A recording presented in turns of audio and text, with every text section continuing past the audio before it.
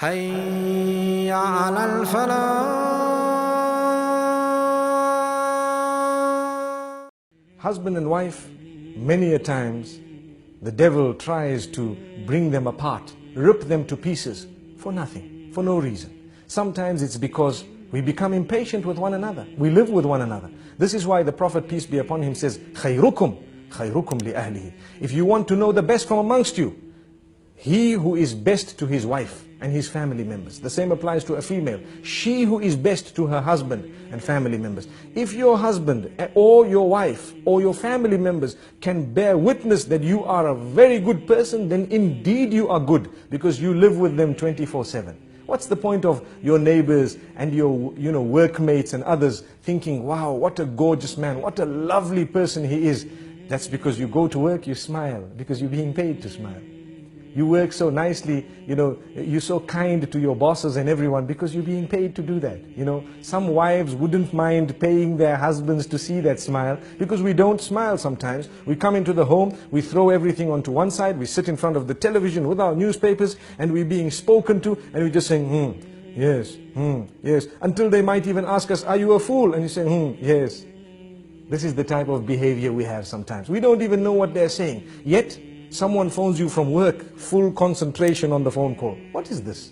Is this not a double standard relation? Did we not understand that we are working in order to enjoy our life, our married life? We are not married in order to enjoy our working life. People have turned the tables. And this is why if your work is coming and interfering with your marriage, you'd rather leave your work than to end your marriage. We need to know this. Because if we are going to leave our marriages in order to make our work work, we will end up leaving every marriage we are in. No one wants to marry a person who's married to his job. We ask the Almighty to grant us understanding. The point I'm raising is, some people prioritize wrongly, and they end up giving priority to that which is not supposed to be right at the top, over and above the things which are supposed to be right at the top. And for this reason, children are neglected, wives are neglected, sometimes husbands are neglected. The way we speak to them is far worse than the way we speak to others. Sometimes, as I said, at work, we can speak so calm, so kind to everyone, but come home, and suddenly we have such a face. Everybody's helter-skelter. Everybody's running around. No one wants to sit with us. We don't sit with anyone. When we're on the table, we have, a frown, and we look at everyone as the most harsh of people. And yet at work, even the girl who brought the tea to us, thank you very much. Oh, it was so sweet of you. Couldn't you say that to your own wife? Thank you very much. It was so sweet of you. Sometimes we have these examples can go on and on. But the point being raised is we need to make an effort to try and build the relation. Relations are built. They don't just happen. They are built. And it's like a little plant. You have the seed. The more you water it, the better it will grow. Sometimes you add a little bit of fertilizer and you find it will grow better. The fruit from it will become or will be of a far more superior quality. So you need to know, in the same way you're ready to put fertilizer there, sometimes a little rose can do a lot of positive, within the home. And yet we haven't ever done that.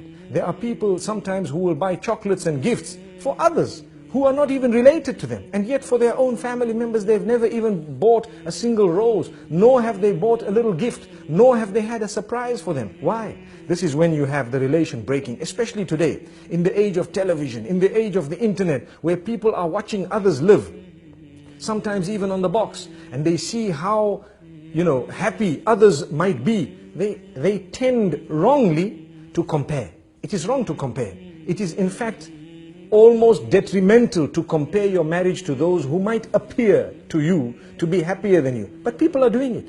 And when they do this, at least we need to know, let us try our best to develop such a solid relation that they can discuss things with us openly, in a respectful manner. Look, this is where you're making a mistake. This is where I think you need correction. And don't feel bad about it. Take it. Some men think that we don't want to be corrected, and the same applies to some females. And this is husband and wife. We are supposed to be the closest, and yet we can't even communicate. If that is the case, we're wrong. We then have husbands who threaten and continue to threaten. What do they say? No, if you tell me this, I'm going to send you home. What type of a relation do we expect there? She has a right to highlight it. And you need to think about it. This is the closest person to you telling you that I think you need attention. And if they are really thinking that, then you probably do need that attention. Or you need to engage them in discussion and convince them why you don't need that. But you don't just dish out commands. I don't even have time. I don't have time to talk to you. I don't have time. Come the weekends, we're sitting with our friends. Well, why did you get married? You have a wife, you have children. These are the first order of your friends. This is the most intimate circle. If you are not prepared to spend time with them, then how do you expect the marriage to work?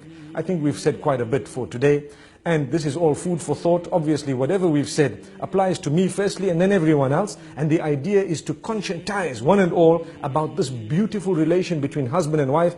This is only a tip of the iceberg. May we have another opportunity sometime to go a little bit further. Until then, Assalamu alaikum wa rahmatullahi wa barakatuh.